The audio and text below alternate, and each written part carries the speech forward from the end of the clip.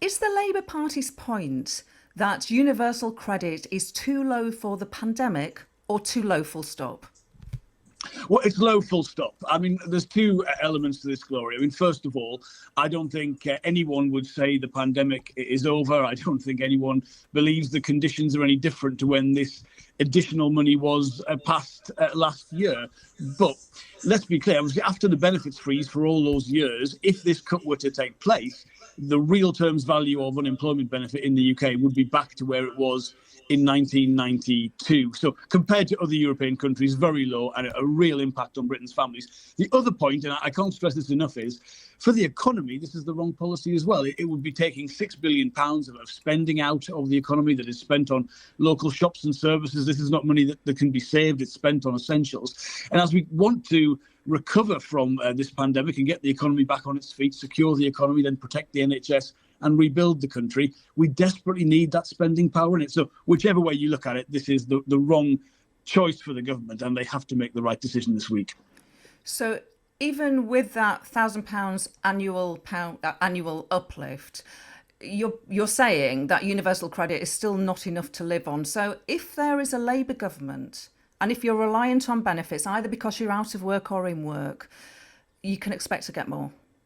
Well, universal credit needs replacing, Gloria, and it's not just about the core amount. It's about the 5-week wait. It's about the 2-child limit, so bigger families do very badly out of universal credit. The treatment of disabled people, because there's no replica of what's called severe disability premium in universal credit, so most disabled people are unfortunately worse off when they're on it. And also the sanctions, conditionality, the lack of dignity and respect in the system, all of that needs to change. Fundamentally, Gloria, I don't want to live in a country where people are queuing up outside of food banks, where we are an outlier compared to other European countries for child poverty, for inequality. I think we all stand to gain something from living in a society that doesn't have those problems. And that is absolutely what I am determined to fix if we get a Labour government.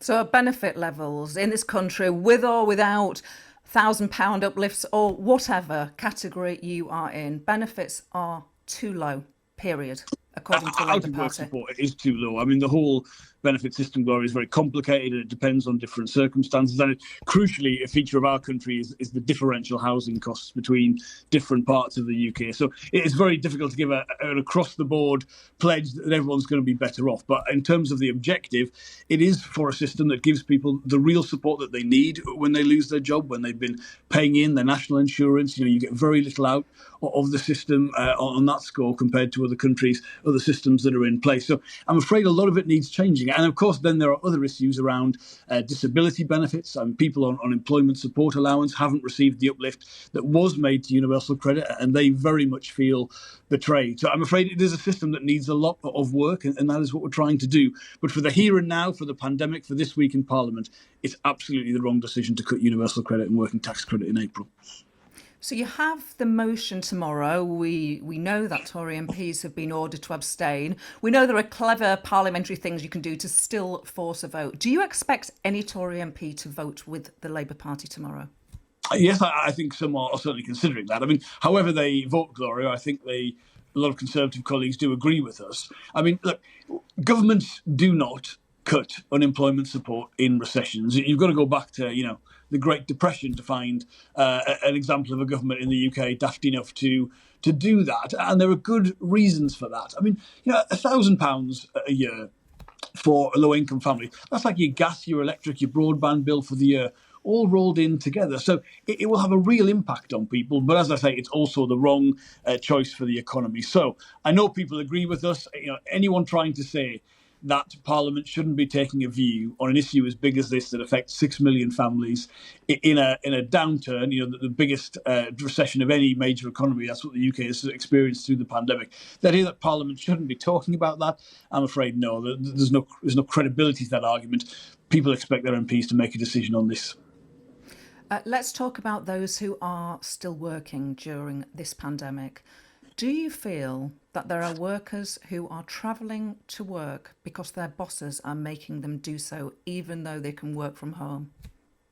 Yes, I am concerned about that, Gloria. I think if you look at what has happened to the capacity of the Health and Safety Executive, which comes within my portfolio that, I think they've actually been able to take any enforcement action at all against any employer during the crisis. In Greater Manchester, we've tried something a little bit different because we have a mayor and a devolved structure. We've got essentially an email address you can get in touch with anonymously, and then a joint unit of trading standards officers and health and safety executive personnel can respond to that. But people are concerned about this. And obviously, if you look at the traffic figures for this lockdown compared to previous times, there are some signs that there is something to worry about. And no one should be going to work in unsafe conditions. I mean, that absolutely should not be happening at this stage or at any stage in the pandemic. You mentioned the situation in Manchester. The City of London Corporation has urged workers in the square mile to report their bosses if they're being forced or pressured to come to work. Do we need a nationwide system where people can report their bosses? Many of these people will not be in trade unions. Does there need to be a helpline, an email, something where workers who are being pressured to go into work can do so, can report their bosses? Yes, I mean, the first thing to say is people should join a trade union. Everyone should have independent workplace representation. Any person, whatever your job is, you'll benefit from having that. But yes, I do think a way of people being able to raise, not just for their own safety, though clearly that should be paramount. It is also about getting those infection rates down, protecting the NHS. We've seen the rate of growth in the infection rate start to slow in lots of parts of the country, but this is still an incredibly dangerous part of the pandemic. And I worry, Gloria, that because the vaccine is getting rolled out, maybe some people are starting to think this is over, but it would be a mistake. There's still, I'm afraid, some difficult times ahead, but they're made worse by people having to do things that spread the infection when this is a more safer way to go about their job or their recreation or whatever they're doing with their lives. Mm-hmm. And I'll ask you about the vaccine in a moment. But just on those that can't work from home, like those in construction, it's a lot of people who are having to use public transport to get to work in construction. We've seen some footage of tube crowds. Should there be a pause on the number of construction workers who are working on site here and now, immediately? I don't know, Gloria, the full picture. I assume there are some jobs that can be done safely because, certain trades do jobs on sites on certain days, and there is a way to do that. I think that all comes back to your point about enforcement and making sure that people are safe. Because, if there is a safe way to go about construction, then no one has anything to fear from making sure that's being applied, that's being stuck to. We're all trying to allow as much activity as is safe to do so, to minimise the impact on people. And should say, there'll be some tradespeople who wouldn't get any income at all if they weren't able to go about their trade. So, these are very serious issues. I think if you have a sound system of enforcement and reporting, you can allow things to go ahead and you can know it's happening safely. And I think we haven't got that balance right at the minute.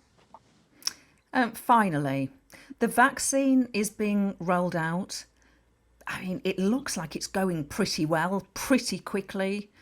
Can you put party politics aside and say, on the vaccine at least, credit where credit is due to this government? Yeah, I want the vaccine to succeed, Gloria, and I have I've seen brilliant work in my own constituency, a drive-through vaccine centre. It really affirms, it makes me feel great to see that happening. So yes, we want that to happen. Where we have criticised the government, it's not because we want to score points against them, it's because we want the response to the pandemic to be better. And I think if the government wants to compare itself internationally on this, great. But we've got to also appreciate people will come back and say, we do have the worst death toll in Europe. We do have the deepest recession of any major economy. The government's got to be willing to consider with humility all aspects of its response to the crisis when we're considering that.